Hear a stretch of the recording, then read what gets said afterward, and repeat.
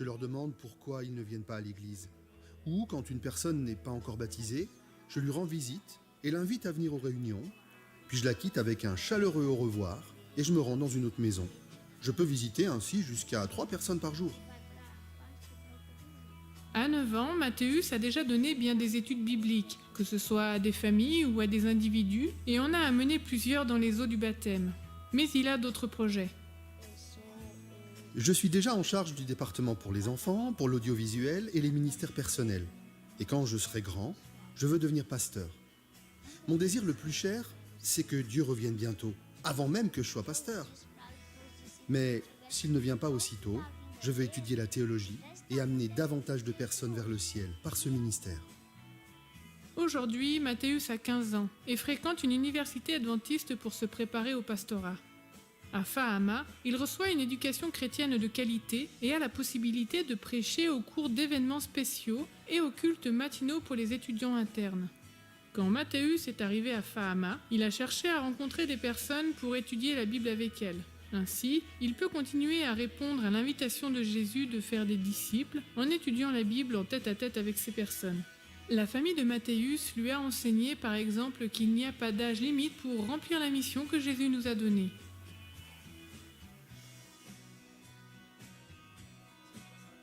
Quand j'étais encore un nouveau-né, mes parents ont été baptisés et inscrits dans les registres de l'église adventiste. Puis ils m'ont toujours emmené à l'église. Et le sabbat après-midi, nous avions pour coutume, mes frères et moi, de suivre nos parents qui donnaient des études bibliques et rendaient visite aux nouveaux membres. C'est pour cela que le désir de donner moi-même des études bibliques a grandi en moi. Dans les livres d'Ellen White, il est clair que les anges de Dieu aimeraient avoir les possibilités qui nous ont été données. Jésus a décidé de nous confier la diffusion de l'Évangile. Les anges ont demandé à Dieu la mission de prêcher la bonne nouvelle au monde. Mais Dieu a dit, c'est une œuvre destinée à mes enfants, je la leur donne. Et je vous le demande, qu'avons-nous fait pour montrer à Dieu que nous sommes dignes de ce don? Aussi suis-je convaincu que Dieu m'a appelé et que la seule façon de lui montrer ma gratitude est de prêcher l'Évangile. Si Dieu a dit « Allez dans le monde entier », il nous faut aller dans le monde entier. Bien qu'il y ait encore beaucoup d'endroits où il n'est pas permis de prêcher l'Évangile, Jésus affirme que si l'on meurt pour lui, un jour nous vivrons avec lui. Et si vous êtes fidèles jusqu'à la mort, il vous donnera la couronne de vie. Tout ce que Jésus a dit à ses disciples concernant les signes de son retour se passe maintenant déjà. Mais parfois nous nous demandons, qu'est-ce qui empêche Jésus de revenir? La seule chose qui l'empêche, c'est que l'Évangile n'a pas été prêché partout dans le monde.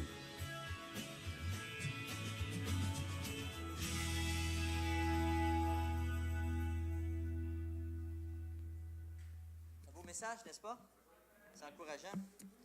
Donc, le titre de cette vidéo, c'était « Il n'y a pas d'âge ». Je crois qu'on est convaincu maintenant. Donc, les premières annonces ce matin, on vous rappelle que l'émission est écrite ce dimanche, Prévenir le cancer, comme d'habitude, mais cette fois-ci avec Marianne Lemay, qui est médecin adventiste, qui va nous donner, je pense, un bon compte-rendu de ce qui est possible de faire. Pour le 28 mai, samedi le 28 mai, formation des disciples reportée au mois de juin. Comme vous savez, ce soir, il y a un gros programme. Donc, à 7h30, concert spirituel avec l'ensemble vocal, il est écrit. Je chanterai ton amour, 1 heure de chant et de témoignage à ne pas manquer. Donc, invitez évidemment vos amis, vos voisins, tous ceux qui seraient intéressés à la louange. Samedi, le 4 juin, il y a bien sûr le rallye du Grand Québec à Victoriaville, notre traditionnel rallye où, à quelque part, les gens se posent la question, c'est quoi exactement? Je vais vous expliquer brièvement. Le rallye du Grand Québec francophone, c'est de permettre à toutes les églises adventistes à l'extérieur de Montréal et de Laval, donc du Grand Montréal métropolitain, de se réunir une fois par année, tous ensemble. Donc, c'est un ralliement de tous les adventistes, un peu partout à travers le Québec. Il y a des gens qui descendent du Saguenay, de la Gaspésie, de l'Abitibi, de l'Outaouais, d'un peu partout. Puis, on se rencontre ensemble parce qu'on est très, très, très peu, évidemment, dans les régions. C'est pas comme à Montréal où on a des grandes églises, c'est super agréable. Mais nos églises, des fois, en région, sont peut-être 10, 15, 20, 30, 40 personnes. Donc, on prend le temps d'être ensemble, puis de partager, puis de témoigner. Évidemment, le centre est écrit de Montréal va être fermé pour le 4 juin. Donc, faites des plans pour vous déplacer. Vous devez apporter votre nourriture si vous voulez venir. Donc, on espère qu'il va faire beau. On rappelle qu'il y a une vente de garage le 7 août. Donc, besoin de vêtements pour bébés seulement jusqu'à l'âge d'1 an. Jeux, livres pour enfants, accessoires de cuisine, de maison, etc., etc. Tout doit être propre, bien sûr, et en bon état, et on ramène le matériel ici au centre. À partir de maintenant, vous pouvez faire ça. Le 14 août, il y a distribution de sacs à dos. Donc, le service à la communauté offre des activités.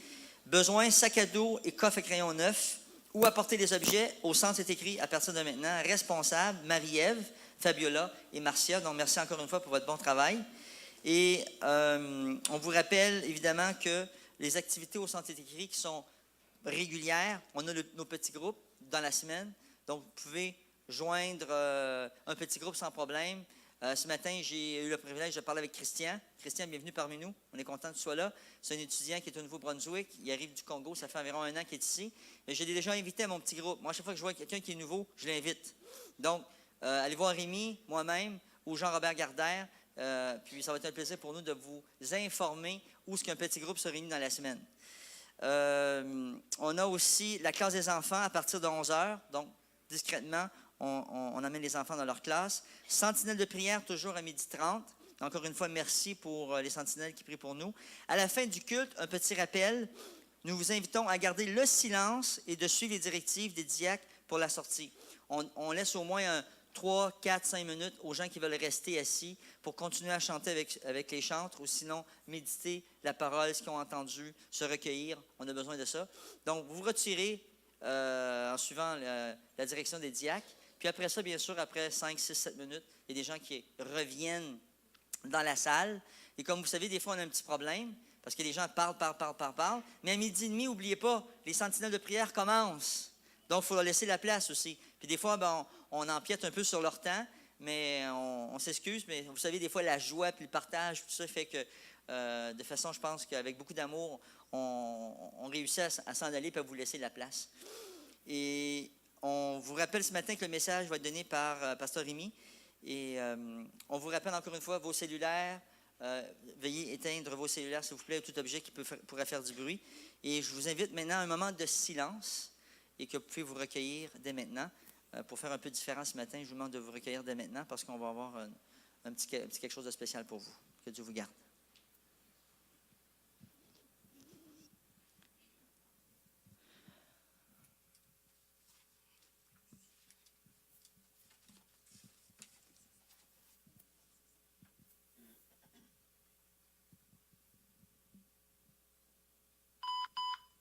J'entends les bruits des machines, les murmures des docteurs, les soupirs des infirmières. Je vois ma vie dérouler tranquillement devant moi, ne m'attendant plus. Ils tournent et retournent, hésitent et cherchent, estiment et analysent. Mais ils ne peuvent dénier ce que le chirurgien s'apprête à me dire. Vous êtes condamné. Il m'explique, incapable de me rassurer devant son impuissance. C'est le cœur qui est touché. Il ne peut vous assurer le sang sain nécessaire à votre santé. Votre corps, peu à peu, succombe et votre vie ne tient qu'à un fil. À ce rythme, seule une transplantation cardiaque vous sauvera. Ils sont de moins en moins dans la pièce. Mon cas est désespéré, alors à quoi bon s'attarder? Après tout, quel être bien portant, en vie et compatible, serait prêt à se sacrifier pour moi? Ma famille m'assiste comme elle peut, se joignant à mes amis pour me dire de ne pas perdre espoir. Eux-mêmes, ne pouvant m'offrir un cœur, disparaissent au fur et à mesure. Puis, un jour de plus, j'ouvre les yeux. Contemplant la situation, je me dis que c'était peut-être écrit ainsi. C'est à ce moment qu'il est entré. Un homme à l'apparence différente, teinté d'humilité et d'honnêteté. Il m'a demandé s'il y avait en moi encore au moins une petite partie qui serait prête à croire qu'il y a un remède, une solution. Et je ne puis que répondre oui, car c'était ce qui, au fond, m'avait permis d'ouvrir les yeux jusqu'à maintenant, même si tout le monde me disait que c'était fini.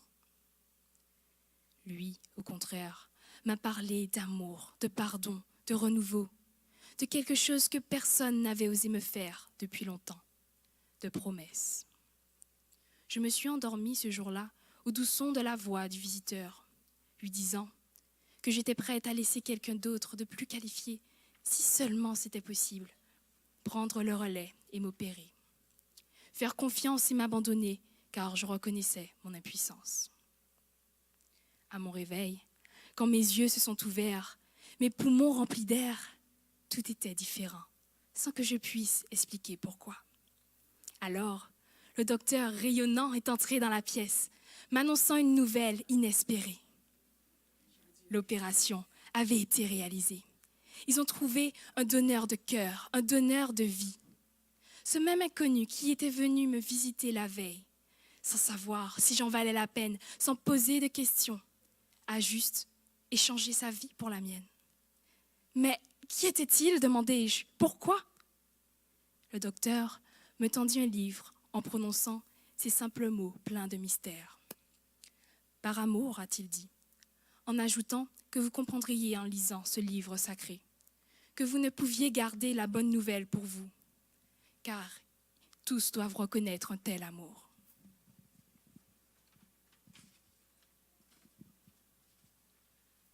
Depuis ce jour, je m'applique à honorer ce sacrifice.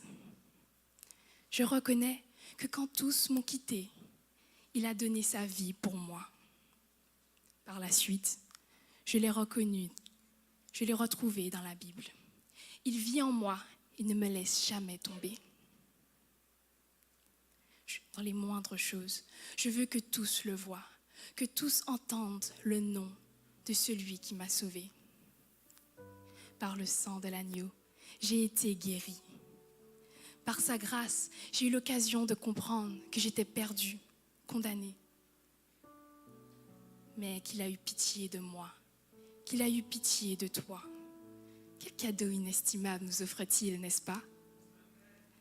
Il a fait pour toi, pour ton voisin, pour le monde entier, car nous étions condamnés et nous voici rachetés lorsque nous retournons à ses pieds, pour dire oui à ce cœur nouveau qui nous laisse prendre le contrôle sur toute notre vie. Avec la chance de pouvoir se rapprocher du Père un peu plus chaque jour dans l'attente de son retour.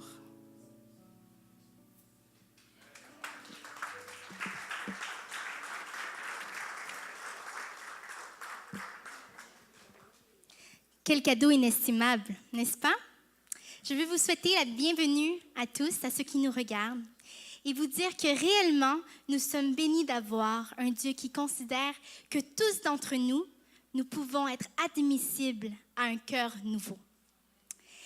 Le récit que vous venez d'entendre a été écrit par Christella. Merci Seigneur pour le don que tu lui donnes d'écrire avec profondeur. Je prends la peine ce matin de la remercier parce qu'elle a exactement bien résumé ce que je voulais vous partager du séminaire qu'on a eu le 11 au 15 en Alberta. Nous sommes partis un groupe de jeunes, d'adultes du Québec qui représentaient le Québec à cette conférence. Et pour vrai, j'ai adoré. Tous les soirs, il y avait un séminaire, une méditation qui était très importante. Et j'en aurais beaucoup à vous dire, mais ce matin, je prends juste un seul partage qui m'a vraiment tenu à cœur, et c'est ce qu'on vous a présenté ce matin. Christella qui était là-bas aussi, et lorsqu'elle m'a partagé son texte, j'ai su exactement comment je voulais diriger cette louange ce matin. Donc, si vous avez porté attention à la scène qui vient d'être montrée, on constate qu'on parle d'une transplantation. Oui, je dis bien une transplantation d'un cœur nouveau. Vous allez me dire, mais qui est heureux d'une telle opération qui est extrêmement dangereuse et risquée? C'est mauvais quand le docteur nous dit et nous annonce une telle complication. Mais ce matin, c'est une excellente nouvelle pour moi de savoir que Dieu, le docteur des docteurs, m'accepte comme je suis, mais il est prêt et je suis prête à me faire opérer et à recevoir un nouveau cœur, le cœur de Jésus. Je ne vous cache pas la vérité. Si vous acceptez l'opération, il y aura des épreuves. Il y aura des moments obscurs. Il y aura des tentations. Mais je prends le risque.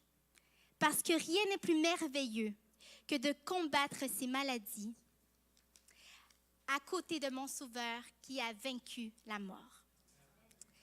Donc, je suis déjà victorieuse avec lui.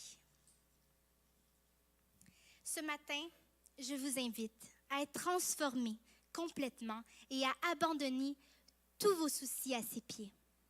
Viens comme tu es à lui. Louons le Créateur, louons le Roi des rois, louons le Docteur des docteurs, celui qui a vaincu sur la croix. Je vous invite à vous mettre debout et avec des cris de joie, ma bouche te chantera. J'élèverai mes mains pour te célébrer, Seigneur.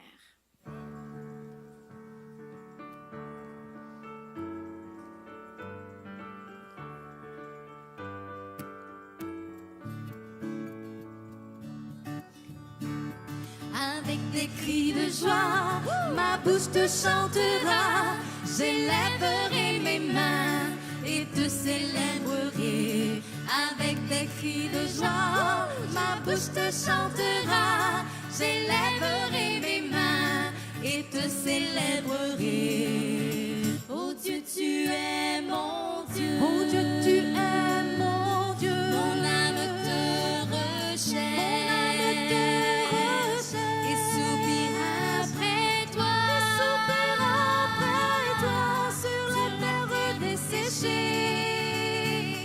Avec des cris de joie, ma bouche te chantera. J'élèverai mes mains et te célébrerai. Avec des cris de joie, ma bouche te chantera. J'élèverai mes mains et te célébrerai. Lorsque je pense à toi, lorsque je pense à toi, et seul sur ma couche, je médite sur toi, les veilles de la nuit. Avec des cris de joie, ma bouche te chantera. J'élèverai les mains et te célébrerai. Avec des cris de joie, ma bouche te chantera. J'élèverai les mains et te célébrerai. Je connais le bonheur, je connais le bonheur à l'ombre de tes ailes, car tu es mon secours, ta droite me soutient. Avec des cris de joie, ma bouche te chantera. J'élèverai mes mains et te célébrerai. Avec des cris de joie, ma bouche te chantera. J'élèverai mes mains et te célébrerai. J'aime te contempler, dans ton sanctuaire, ta gloire resplendit, ta puissance se révèle. Avec des cris de joie, ma bouche te chantera. J'élèverai mes mains et te célébrerai. Avec des cris de joie, ma bouche te chantera. J'élèverai mes mains et te célébrerai. Seigneur, ce matin, je viens à toi pour te remercier pour tout ce que tu fais pour nous. Merci de me donner le privilège d'être ici, de partager ta bonté, ta gloire, Seigneur. Merci d'être si bon envers nous. Merci de nous accepter tels qu'on est. Merci de nous recevoir les grands bras ouverts. Je demande spécialement ce matin pour toutes les familles représentées ici, pour ceux qui nous regardent, pour ceux qui sont absents à cause de maladies. Seigneur, sois avec chacun de nous et que ce sabbat soit béni pour ton nom, Seigneur. Je te remets toutes ces choses au nom de Jésus. Amen. Bientôt, très bientôt, il reviendra. Et mon espoir, c'est qu'on puisse chacun de nous être prêt pour son retour.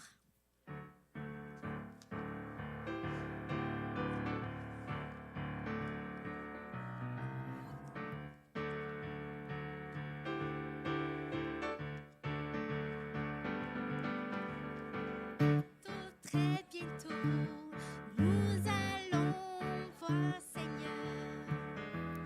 Bientôt, très bientôt, nous allons voir le Seigneur. Bientôt, très bientôt, nous allons voir le Seigneur. Alléluia, alléluia, nous verrons le Seigneur. Là-haut, plus de pleurs. Là-haut, plus de pleurs. Nous allons voir le Seigneur. Là-haut, plus de pleurs. Là-haut, plus de pleurs. Nous allons voir le Seigneur. Là-haut, plus de pleurs. Nous allons voir le Seigneur. Alléluia. Alléluia, alléluia, nous verrons le Seigneur. Alléluia. Alléluia, alléluia, nous verrons le Seigneur. Je veux remercier Dieu parce que souvent on fait que demander. J'ai besoin, Seigneur, je crois que tu ne m'as pas entendu, j'ai besoin. Vous pouvez vous asseoir. Mais combien de fois on s'arrête et on prend le temps d'observer la nature et de remercier Dieu pour les choses qui nous entourent? Combien de fois on continue à louer Dieu même si ça ne va pas? Dans Hébreux 12, verset 28, il est écrit « C'est pourquoi, recevant un royaume inébranlable, montrons notre connaissance en rendant à Dieu un culte qui lui soit agréable, avec pitié et avec crainte. » N'oublions pas ce que le pasteur Rémi a partagé samedi passé. C'est nous qui devons faire la différence de ce que nous vivons comme relation avec Jésus. Et cela va faire en sorte que dans tous les domaines qui nous entourent, nous allons être différents. Nous allons prendre des décisions différentes. Et nous allons être différents des autres. Seigneur, reçois cette louange comme offrande de remerciement. Pour tout ce que tu fais pour nous, la liste est longue, mais il connaît chacun de nos cœurs. C'est ta voix qui résonne en moi.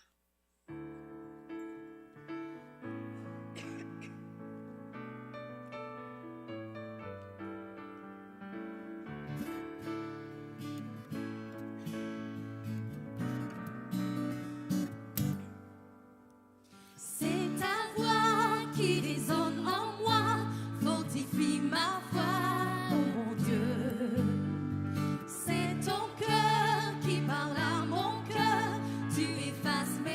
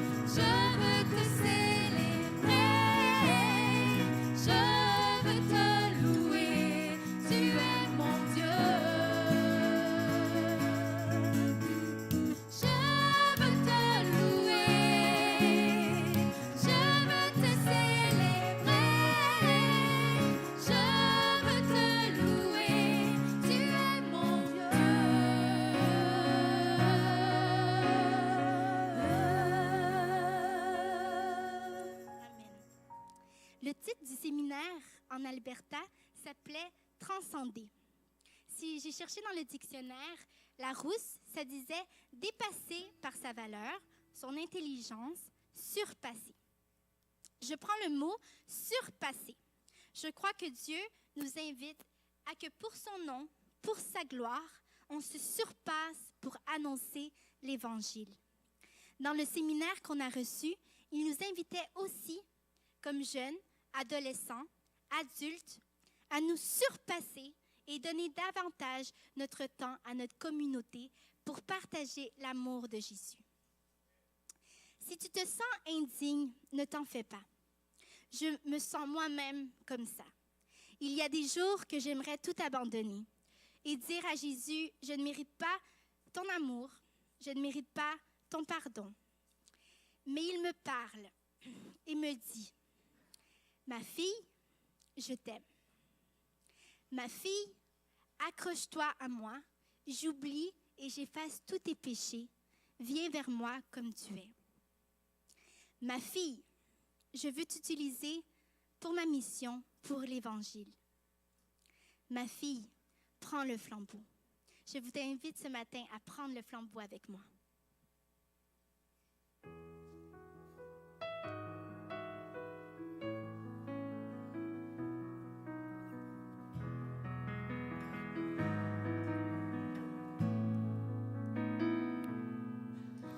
Le monde est dans la nuit, mais la lumière à lui. Espoir pour les gens perdus, entendront-ils parler du salut?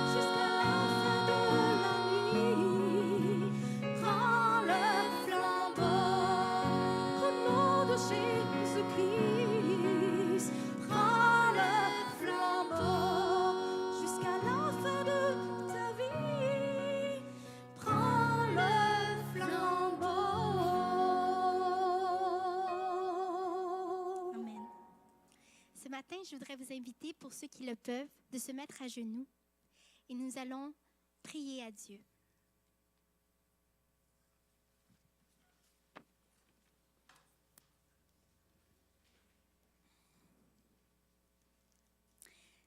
C'est ma prière ce matin. Je me prosterne devant toi. Je me confesse. Tu es Dieu en ce lieu. Je m'attends à toi. Tu es tout pour moi. Éclaire-moi de ta présence. Je t'adore.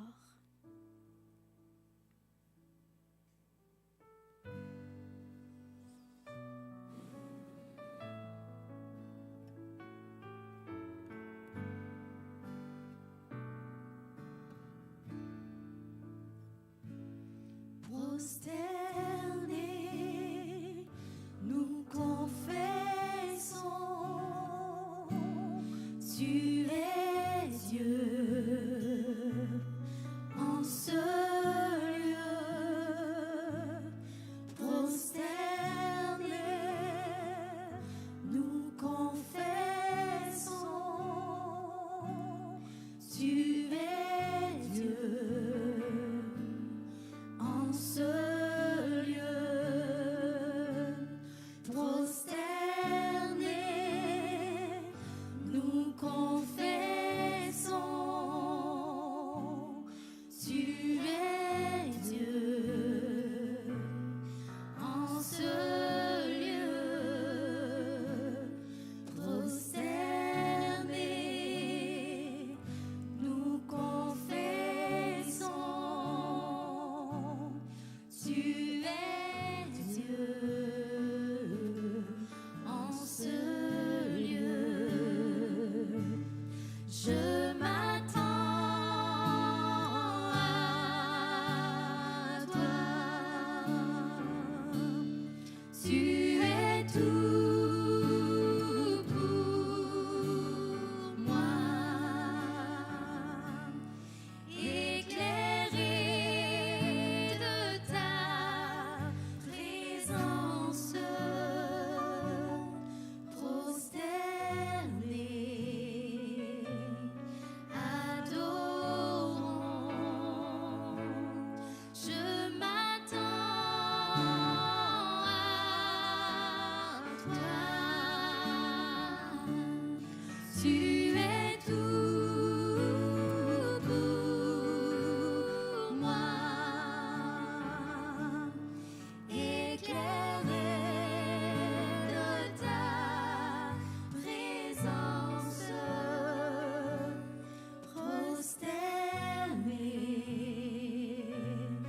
adorant. Prosterné, adorant. Prosterné,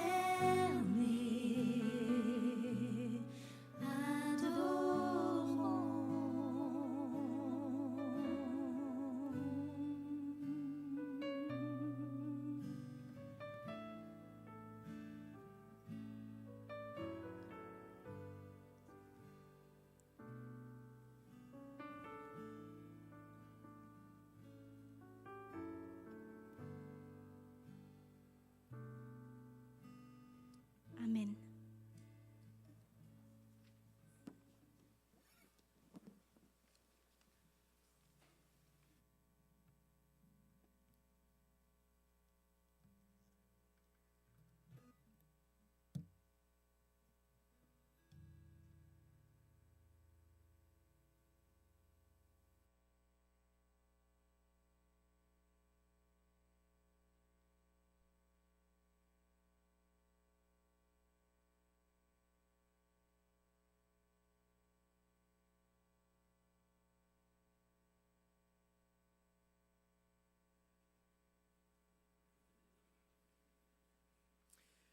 Voilà, on me fait remarquer que on n'a pas encore ramassé les dîmes et les offrandes.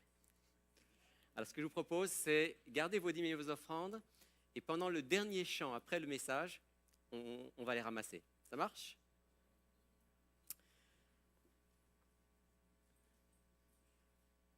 C'est vrai que le centre, il est écrit, pas forcément très confortable pour se mettre à genoux.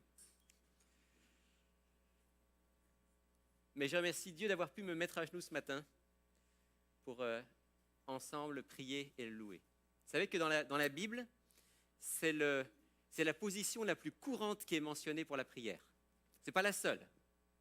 On a chanté aussi avec des cris de joie, hein, j'élèverai mes mains. Ça aussi, c'est un geste de prière dans la Bible.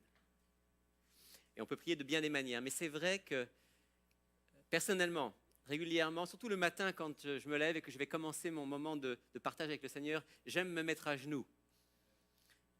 Parce que ce geste-là représente notre position d'être humain en face de Dieu. Probablement il faudra qu'on réfléchisse. Peut-être qu'il faudrait qu'on ait des petits coussins, qu'on mette sur chaque chaise un petit coussin, et au moment de la prière, hein, qu'on puisse le mettre pour que ce ne soit pas trop dur. Mais merci à Alexandra de nous avoir invités ce matin à nous prosterner devant le Seigneur, comme dit l'Écriture. Mon sujet de ce matin m'a été inspiré par le concert qui va avoir lieu ce soir ici. J'en profite pour faire une parenthèse. Si vous avez la possibilité ce soir vers 19h30 d'être ici, je vous invite à y être. Je vous recommande de l'être. L'ensemble vocal, donc il est écrit, va présenter à peu près 1 heure de musique, de chant et de témoignages. Et je pense que ce sera un bon moment. Un moment à la fois agréable sur le plan musical, mais aussi un moment de communion avec Dieu. Donc rendez-vous à 19h30 ce soir. Et parmi les chants qu'on va présenter ce soir, il y en a un, c'est le dernier, qui m'a inspiré le court message que j'aimerais partager avec vous aujourd'hui. Et pour ce message, je vais utiliser très peu les diapositives PowerPoint. Vous savez que souvent, de plus en plus, les prédicateurs utilisent ça parce que ça aide à fixer l'attention, ça illustre le sujet. Aujourd'hui, je vais l'utiliser, mais très peu au début. Et ensuite, je vais m'en passer. Pour une raison simple, c'est que ce dont je vais vous parler n'est pas illustrable. Puisque j'aimerais vous parler aujourd'hui de la nouvelle terre. J'aimerais vous parler de ce que la Bible nous présente comme la nouvelle terre. Vous savez, il y a un parallèle frappant entre le début de la Bible et la fin de la Bible. Le début de la Bible commence par 2 chapitres consacrés à nous expliquer comment a été faite et en quoi consistait la terre du début, la création. Et la Bible se termine avec 2 chapitres également, à la fin de l'Apocalypse, qui est une description, autant qu'on peut décrire, de la nouvelle terre. Et il y a beaucoup de parallèles entre les 2 premiers chapitres de la Genèse et les 2 derniers chapitres de l'Apocalypse. Juste quelques-uns.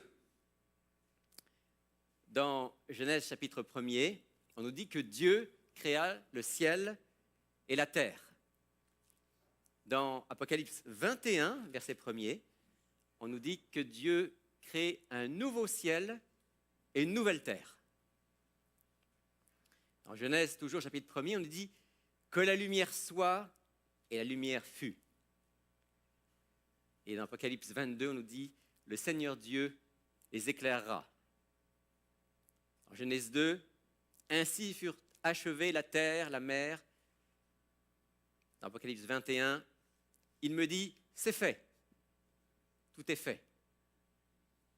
En Genèse 2, un fleuve sortait d'Éden. Dans Apocalypse 22, il est question du fleuve d'eau de la vie. Dans Genèse 2, verset 9, il est question de l'arbre de la vie. Dans Apocalypse 22, il est question également de l'arbre de la vie. Dans Genèse 2, on parle de l'absence de mal et de mort. Dans Apocalypse 21, il nous est dit « la mort ne sera plus ». Dans Genèse 2, Dieu parle directement à l'être humain. Dans Apocalypse 22, il dit que les élus verront sa face. Et on pourrait multiplier les exemples de ces liens très forts qu'il y a entre la Genèse et l'Apocalypse. Comme pour nous dire, c'est certainement le message que Dieu veut nous donner, pour nous dire que ce que Dieu avait prévu au départ, et si vous me permettez l'expression, qui a foiré à cause de l'homme. Dieu va le restaurer, le recréer. C'est une nouvelle création dont il est fait mention à la fin de l'Apocalypse. Et cette nouvelle création est encore par certains aspects plus extraordinaire que celle de la Genèse. Maintenant, s'il y a beaucoup de parallèles entre la Genèse et l'Apocalypse, il y a aussi, entre la Genèse et l'Apocalypse, des choses différentes. Il y a aussi entre l'Apocalypse et le début de la Bible des nuances importantes.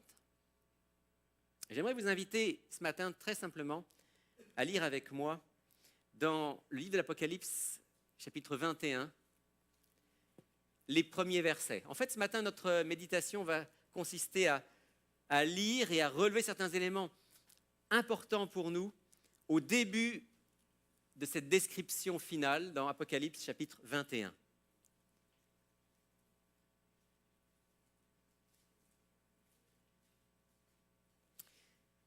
Je lis à partir du verset 1er.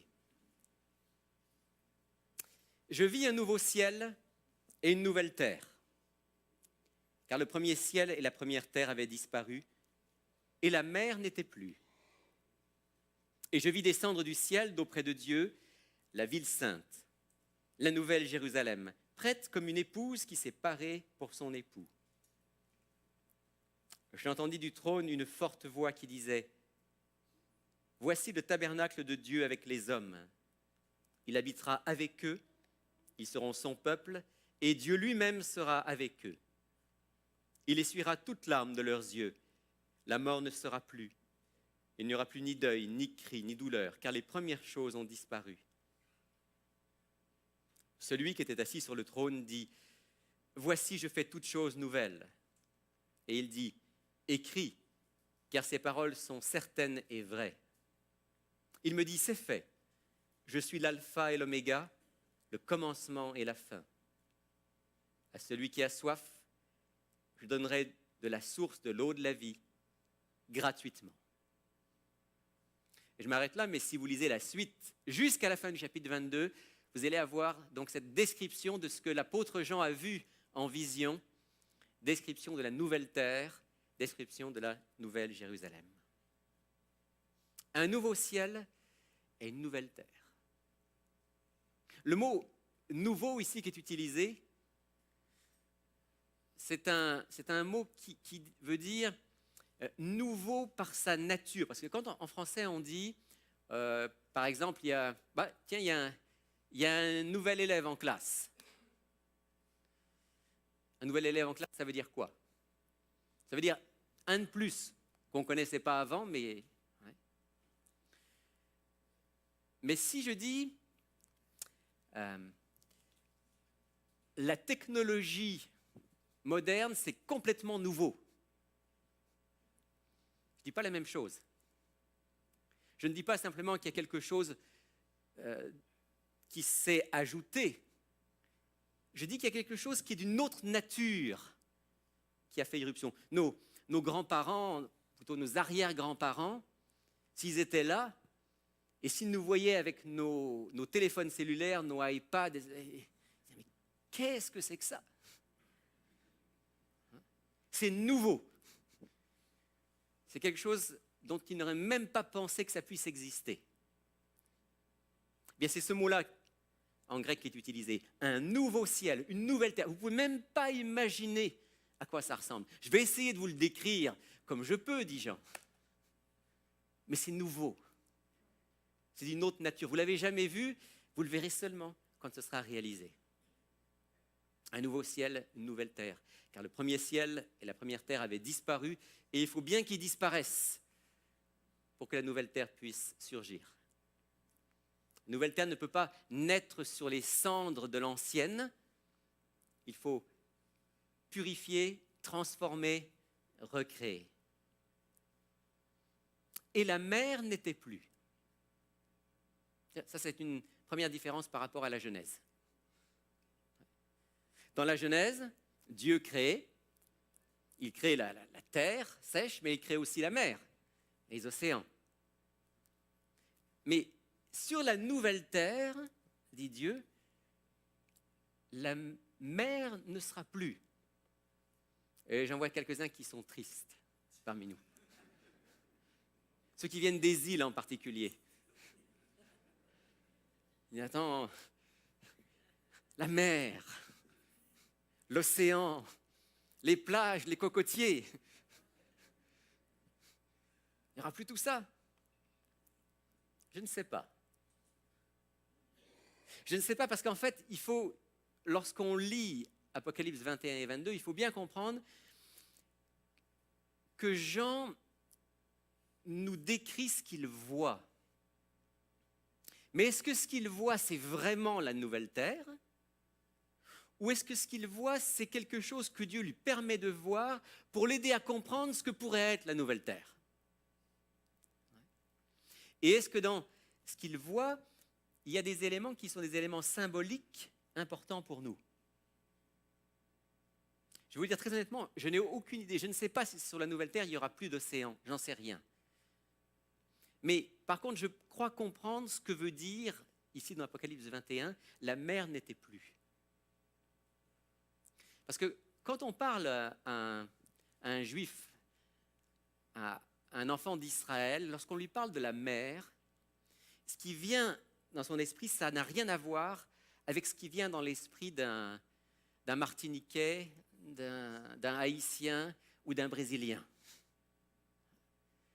Ils ne pensent pas à la plage à ce moment-là.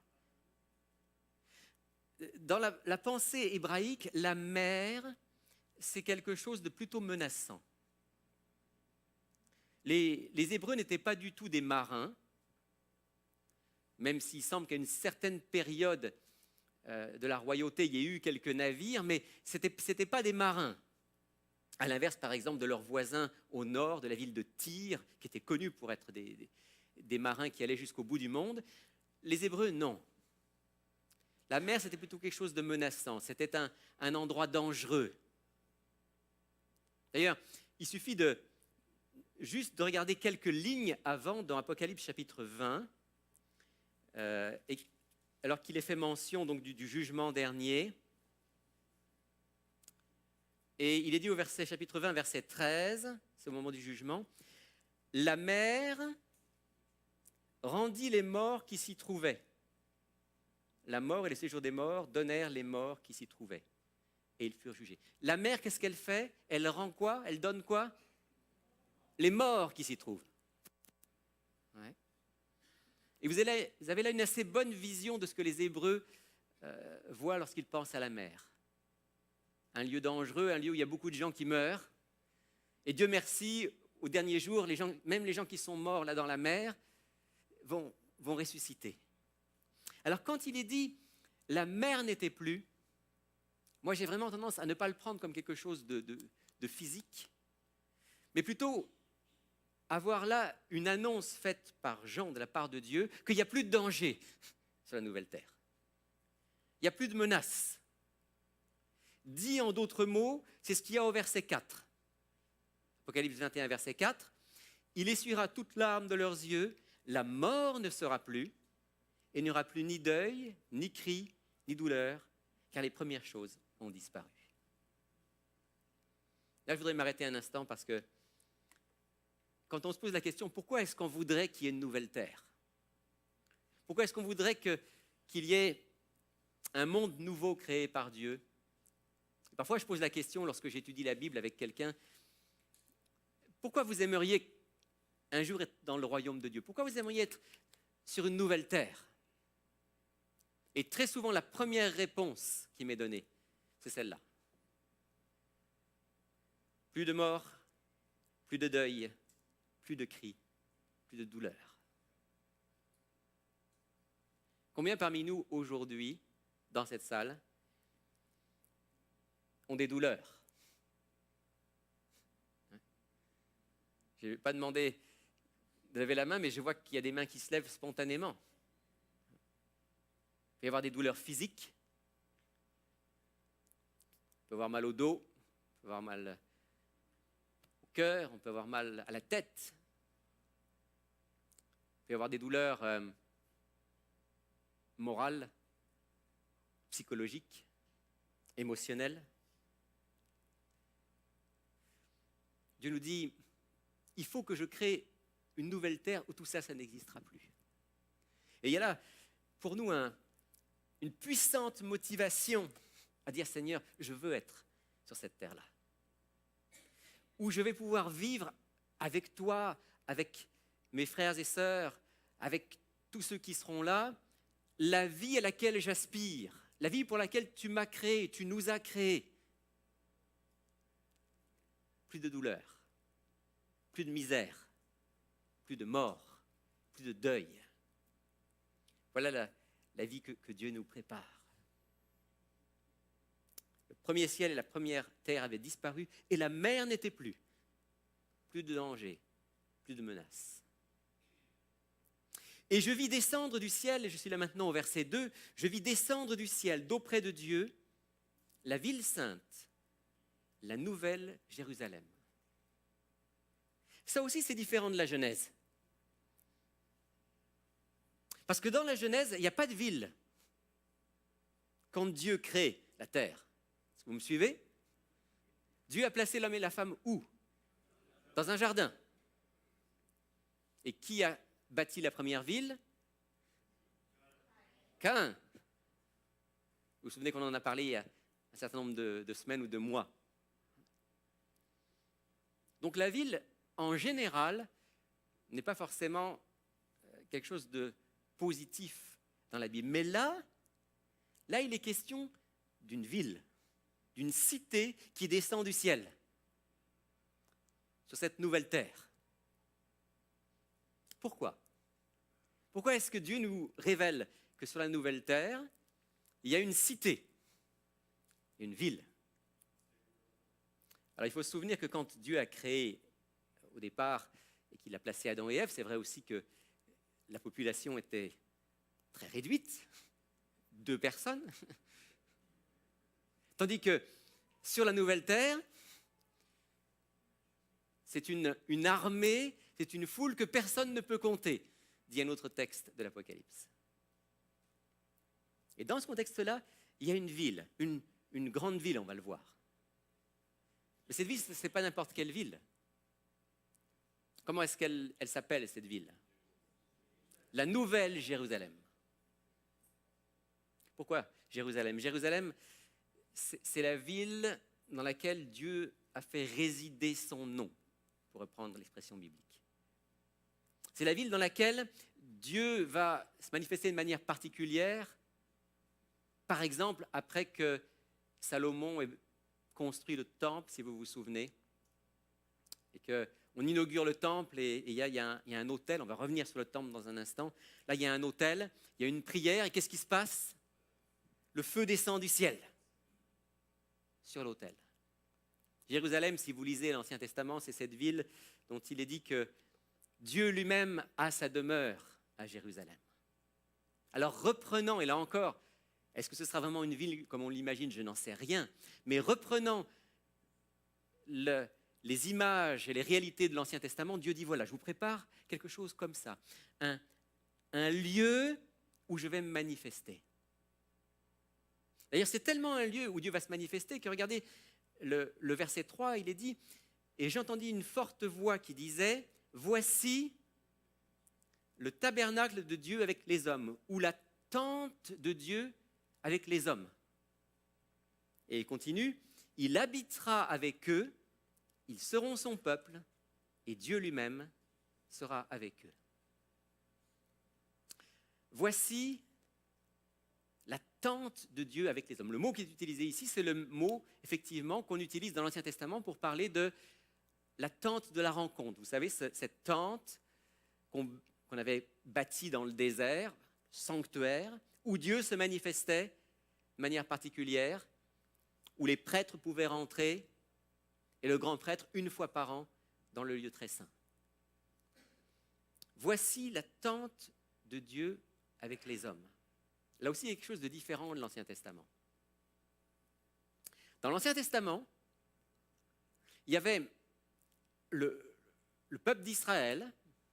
À l'intérieur du peuple d'Israël, il y avait Jérusalem, qui était la ville sainte.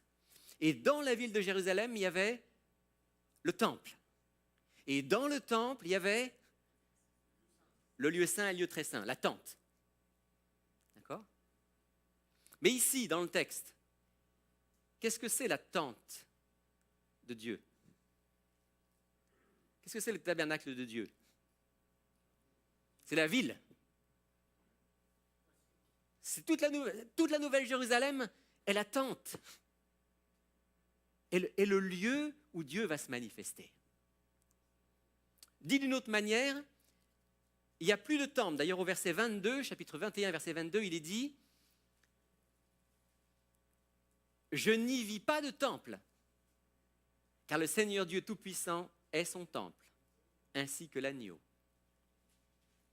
Alors d'un côté, il est dit « Il n'y a plus de temple ». De l'autre, il nous est dit en fait, le temple, c'est tout l'espace.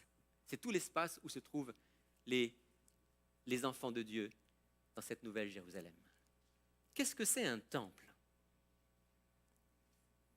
Qu'est-ce que c'est un temple ? Un lieu d'adoration. Le temple, dans l'Ancien Testament, c'est le lieu où Dieu est particulièrement présent, où il se manifeste.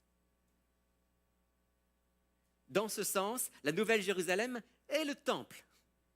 La Nouvelle Jérusalem est la tente, puisque Dieu est avec eux. En même temps, le temple dans l'Ancien Testament, c'est le lieu où on règle le problème du péché.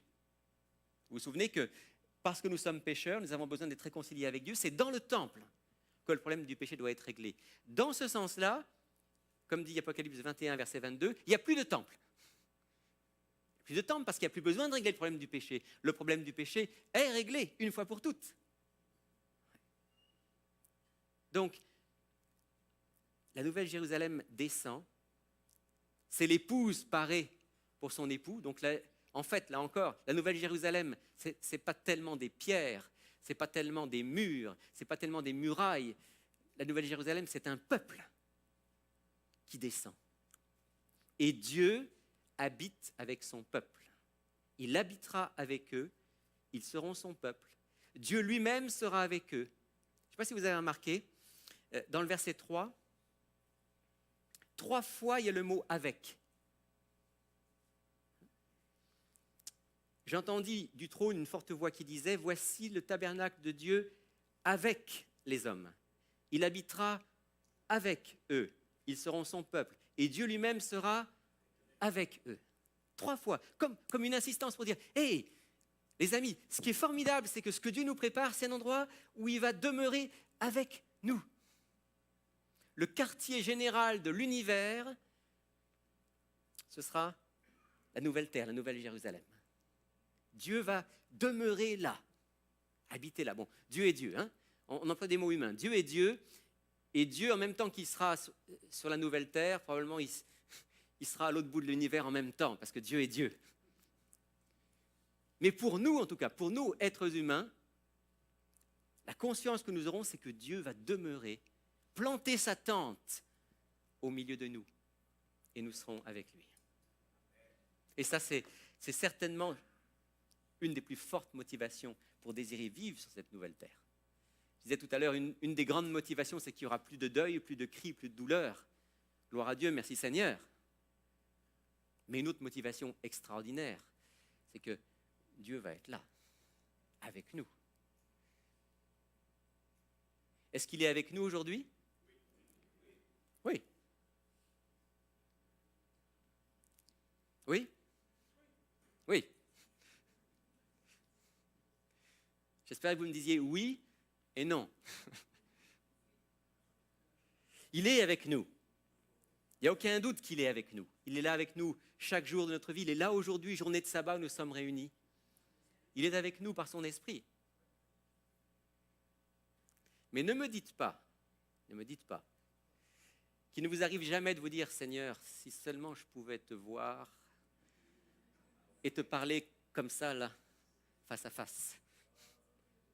Hein? Si vous me dites que non, vous n'avez pas besoin de ça, j'aurais du mal à vous croire. Parce que Dieu est là, il est là par son esprit, il nous aime, c'est une promesse, il nous l'a montré en Jésus. Et en même temps, il n'est pas complètement là parce que le mal est encore sur cette terre. Et Dieu ne peut pas habiter pleinement là où le mal existe. Alors il n'est pas encore complètement là. Mais lorsque descendra la nouvelle Jérusalem sur la nouvelle terre, il sera là, complètement là. On va le voir face à face. Ils verront sa face, dit le texte. Quand je pense à ça, je ressens dans mon cœur la même chose que ce que Job a dû ressentir. Et j'aimerais que vous lisiez ce texte avec moi dans le livre de Job, dans l'Ancien Testament, au chapitre 19. Job 19, versets 25 à 27. Job 19, versets 25 à 27. C'est Job, cet homme qui a souffert tellement. C'est lui qui parle et qui crie. Et à travers Job, c'est tout croyant qui s'exprime. Mais je sais que mon Rédempteur est vivant et qu'il se lèvera le dernier sur la terre. Après que ma peau aura été détruite, moi-même, en personne, je contemplerai Dieu. C'est lui que moi je contemplerai, que mes yeux verront et non quelqu'un d'autre. Mon cœur languit au-dedans de moi. Vous pouvez ressentir ce que ressentait Job? Il dit, je vais mourir, ma peau va être détruite. Et il était à un moment de sa vie où il pensait vraiment que c'était quasiment fini pour lui. Ma peau va être détruite, mais après que ma peau aura été détruite, moi-même en personne, je verrai Dieu. Et là, vous avez une annonce extraordinaire de la résurrection dans l'Ancien Testament. Mon Rédempteur est vivant, il se lèvera le dernier sur la terre. Moi-même, je le contemplerai. Ce sont mes yeux qui le verront, et non ceux d'un autre. Mon cœur languit au-dedans de moi. Ça, c'est le cri de tout croyant. Tout croyant qui dit, Seigneur, merci pour cette vie que je vis ici avec toi aujourd'hui. Mais mon cœur languit, aspire après autre chose. Après un monde où il n'y aura plus de deuil, plus de cris, plus de douleur, plus de mort. Et après un monde où il n'y aura plus de distance entre toi et moi, entre toi et nous. Il habitera avec eux, dit l'Apocalypse. Ils seront son peuple. Dieu lui-même sera avec eux. Puis je lis maintenant, je suis à nouveau dans l'Apocalypse, chapitre 21, et dit, celui qui était assis sur le trône dit, voici, je fais toutes choses nouvelles. Et il dit, écris, car ces paroles sont certaines et véritables. Ce ne sont pas des rêves, ce ne sont pas des illusions de l'être humain. Ce sont des paroles vraies, certaines, véritables.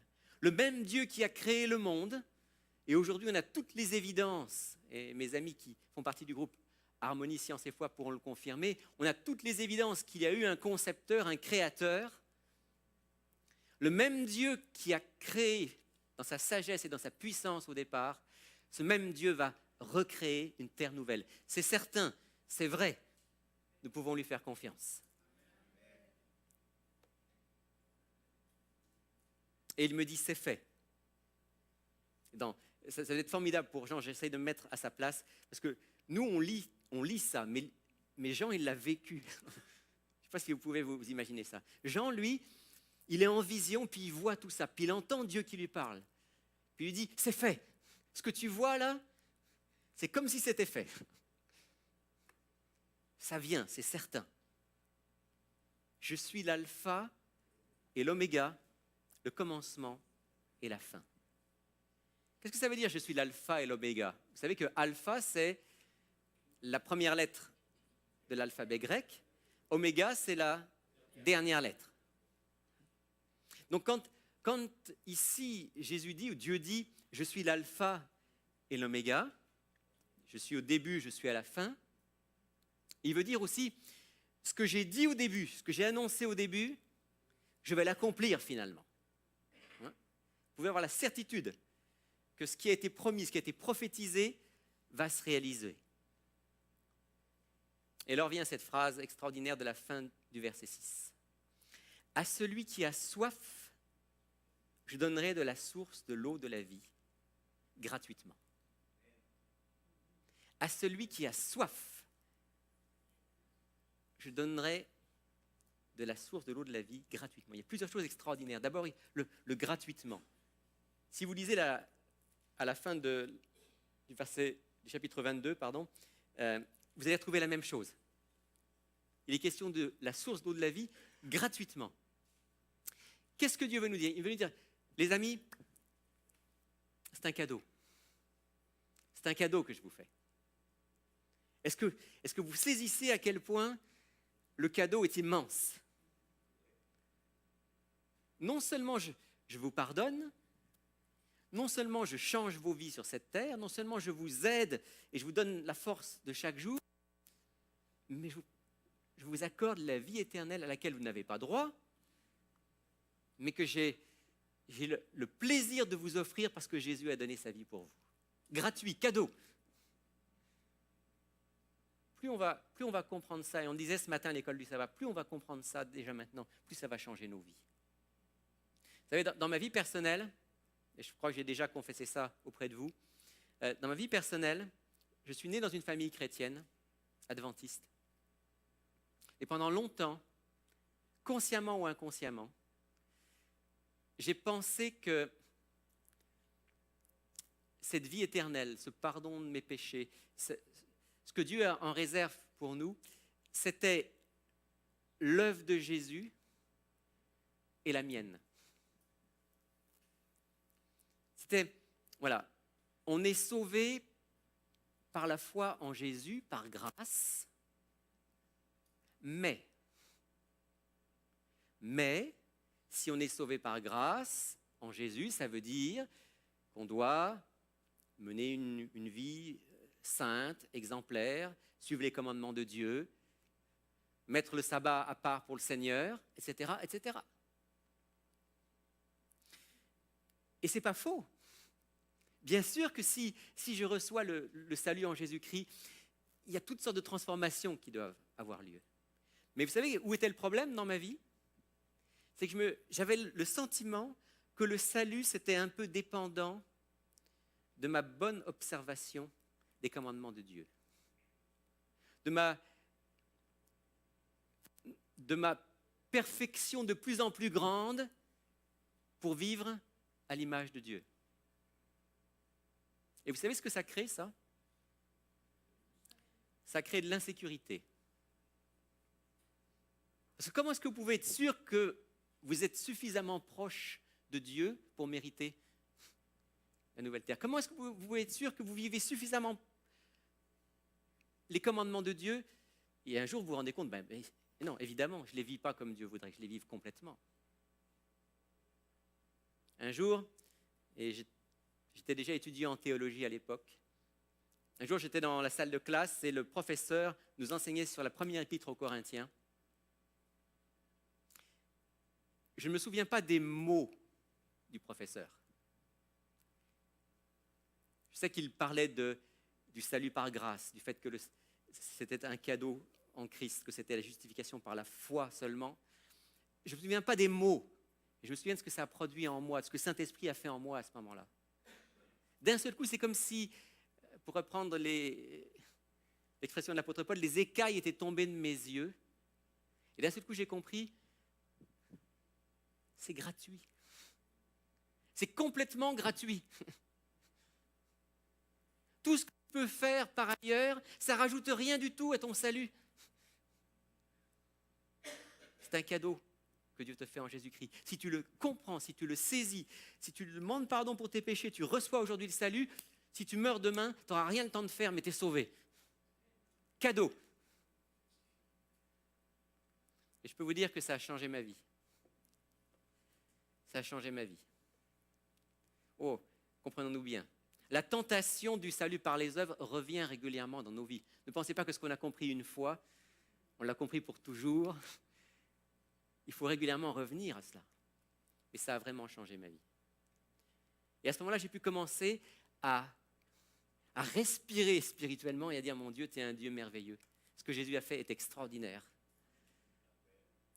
Et le salut, c'est vraiment un cadeau entièrement gratuit. À celui qui a soif, je donnerai de l'eau de la source, de l'eau de la vie, gratuitement. Et je voudrais juste m'arrêter en terminant sur l'expression « à celui qui a soif ». Parce que la nouvelle terre, c'est seulement pour ceux qui ont soif. Si vous n'avez pas soif, alors malheureusement, Dieu ne pourra pas vous donner de la source de l'eau de la vie. Le royaume de Dieu, c'est pour ceux qui ont soif. Qui ont soif de quoi? Qui ont soif de la justice et de l'amour de Dieu. Qui ont soif, comme on disait tout à l'heure, d'être en présence de Dieu. Qui ont soif d'un monde où enfin on vive comme Jésus a vécu. À celui qui a soif, je donnerai de la source de l'eau de la vie. Vous savez, quand deux êtres qui s'aiment sont séparés, que ce soit deux conjoints, deux époux ou deux fiancés, ou que ce soit des parents et des enfants, ou que ce soit de grands amis, quand deux personnes qui s'aiment sont séparées, qu'est-ce qu'ils ressentent? Ils ressentent la soif, si vous comprenez ce que je veux dire. La soif de se retrouver. Demandez à ma femme quand nos filles étaient l'une en Argentine et l'autre en Alberta. Demandez-lui comment elle se sentait. Il n'y avait pas une journée où elle ne me parlait pas de ses filles. Moi-même, j'avais l'impression que je n'étais pas très important parce que...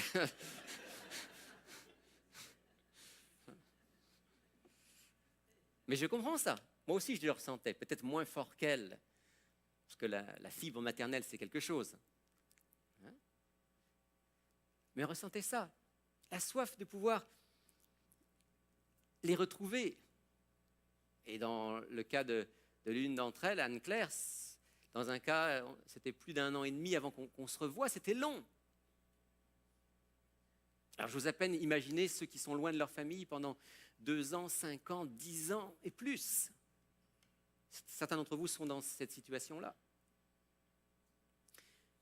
Et quand il y a un peu plus d'1 an maintenant, on a appris que notre fille qui était en Argentine venait à Montréal, va aller s'installer à Montréal pour quelque temps. Elle était heureux. Et qu'on a appris que l'autre qui était en Alberta allait venir étudier à Ottawa. Alors là, pour ma femme, c'était le paradis.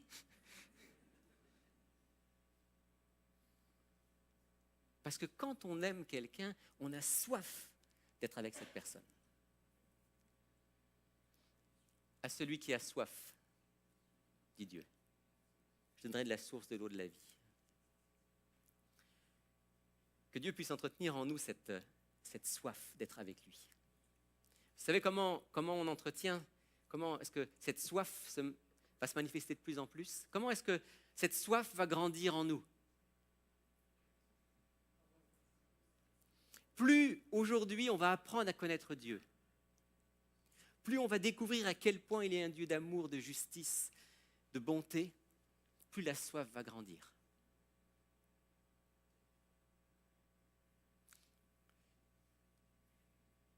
Je me souviens de l'apôtre Paul. L'apôtre Paul, dans sa 2e lettre à Timothée, va exprimer à sa manière cette soif. Et je voudrais terminer avec ce texte avec vous. 2e lettre de Paul à Timothée, chapitre 4, versets 6 à 8. Et voilà le témoignage de quelqu'un qui avait soif, de quelqu'un qui avait hâte de boire de la source d'eau de la vie et d'être dans ce lieu où Dieu sera avec nous. 2 Timothée 4, versets 6 et suivants. Car, dit l'apôtre Paul, pour moi, me voici déjà offert en libation et le moment de mon départ approche. Il parle de sa mort. J'ai combattu le bon combat. J'ai achevé la course. J'ai gardé la foi. Désormais, la couronne de justice m'est réservée. Et le Seigneur, le juste juge, me la donnera en ce jour-là, et non seulement à moi, mais à tous ceux qui auront aimé son apparition ou son avènement. Quand on lit ce texte, et là l'apôtre Paul est en prison, il sait qu'il ne lui reste pas beaucoup de temps à vivre, et dit, bon, voilà, maintenant ma vie sur cette terre se termine, mais je suis tout tourné vers le moment où Dieu va me donner la couronne de justice. Et quand il dit la couronne de justice m'est réservée, ne croyez pas que l'apôtre Paul s'appuie sur ses mérites personnels. S'il y en a un qui a bien insisté sur le fait que c'est seulement par la grâce qu'on est sauvé, c'est bien l'apôtre Paul. Donc l'apôtre Paul ne compte pas sur lui, mais il compte sur Jésus. Il dit en m'appuyant sur Jésus, en recevant sa grâce, je sais que la couronne de justice m'est réservée. Et le Seigneur me la donnera, non seulement à moi, dit-il, mais à tous ceux qui auront aimé son avènement. Voilà la soif. Celui qui aime déjà maintenant, qui vit dans la perspective de l'apparition du Seigneur, celui-là est prêt à accueillir la nouvelle Jérusalem et à entrer sur cette nouvelle terre. Alors quand il vous arrive de souffrir, et il nous arrive à tous de souffrir, dans votre corps ou dans votre âme, pensez que le Seigneur a dit, il n'y aura plus ni deuil, ni cri, ni douleur, car les premières choses ont disparu. Quand il vous arrive de vivre sur cette terre quelque chose de beau et de bon, pensez, Seigneur, ça c'est formidable, mais ce n'est pas grand-chose par rapport à ce que tu me prépares. Quand vous mangez une mangue, là, hein, une bonne mangue ou des bonnes fraises, vous dites, Seigneur, c'est extraordinaire ce que tu as fait, mais c'est rien du tout par rapport à ce que tu nous prépares. Le fruit de l'arbre de vie, ça va être infiniment supérieur à tout ça. Quand vous écoutez une belle musique, comme ce soir au concert, vous allez venir. Quand vous écoutez une belle musique et que votre âme est élevée, dites Seigneur, merci pour cela. Mais c'est rien du tout par rapport au chœur des anges qu'on va entendre bientôt. Quand vous vivez une belle relation avec quelqu'un, que ce soit un conjoint, un enfant, un parent, un ami, un frère, une sœur, et vous dites Seigneur, c'est tellement bon cet amour. Remerciez le Seigneur et pensez, mais c'est rien du tout par rapport au moment où on va être avec toi face à face et où là on va comprendre ce qu'est vraiment l'amour. Que Dieu entretienne en nous chaque jour cette soif. Amen. Et j'aimerais qu'on puisse chanter en terminant ce chant qui nous annonce que bientôt nous pourrons contempler notre Seigneur face à face. Et pendant qu'on va chanter « Contempler mon Dieu sur son trône », eh bien en même temps on recueillera les dîmes et les offrandes qui ont pu être préparées. Je vous invite à vous lever et à chanter ensemble « Contempler mon Dieu sur son trône ».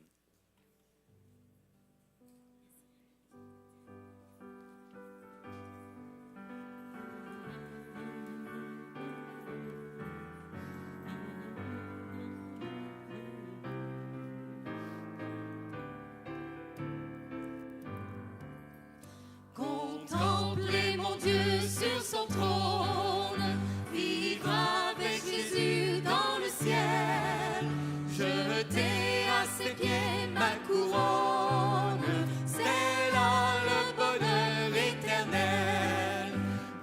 ciel, dans le ciel, dans le ciel, vivre avec Jésus dans le ciel, dans le ciel, dans le ciel, dans le ciel. C'est là le bonheur éternel, unir ma voix au chant des anges, bénir, louer Emmanuel dans le ciel, chanter à jamais ses louanges. C'est là le bonheur éternel, dans le ciel, oui dans le ciel, oui dans le ciel, vivre avec Jésus dans le ciel, dans le ciel, dans le ciel, dans le ciel, dans le ciel. C'est là le bonheur éternel, jouir d'une paix infinie, revoir mes amis dans le ciel, posséder l'immortelle vie. C'est là le bonheur éternel, dans le ciel, dans le ciel, vivre avec Jésus dans le ciel, dans le ciel, dans le ciel, dans le ciel, dans le ciel, dans le ciel. C'est là le bonheur éternel, retrouver les saints dans la gloire, près du trône de l'éternel dans le ciel, célébrer la même victoire. C'est là le bonheur éternel, dans le ciel, oui dans le ciel, oui dans le ciel, vivre avec Jésus dans le ciel, dans le ciel, dans le ciel, dans le ciel, dans le ciel. C'est là le bonheur éternel.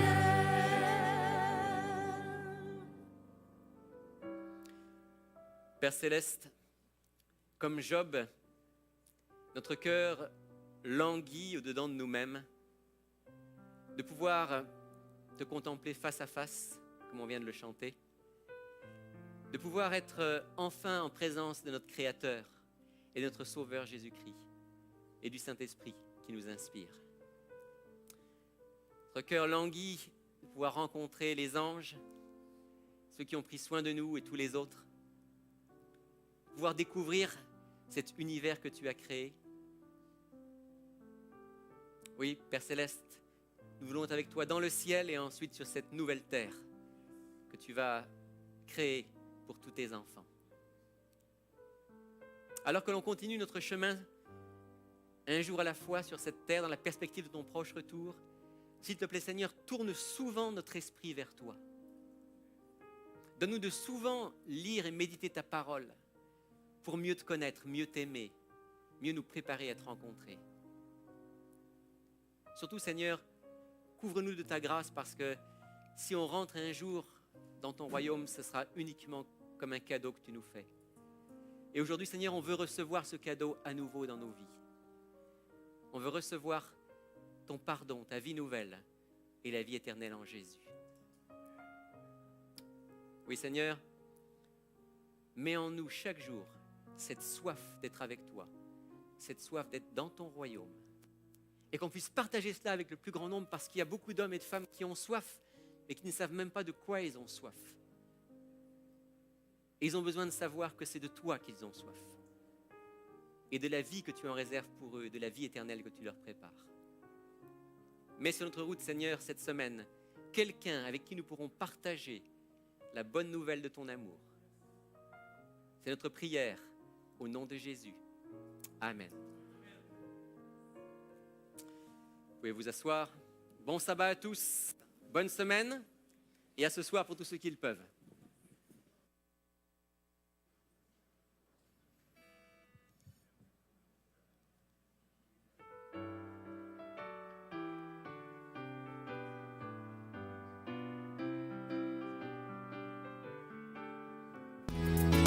Si vous êtes dans la région de Montréal, ne manquez pas de nous visiter au centre Il est écrit, situé au 4505 boulevard Rosemont.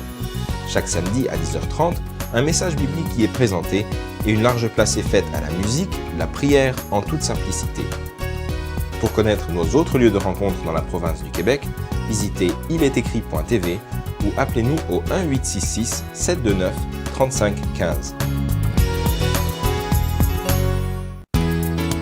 Si vous êtes dans la région de Montréal, ne manquez pas de nous visiter au centre Il est écrit, situé au 4505 boulevard Rosemont.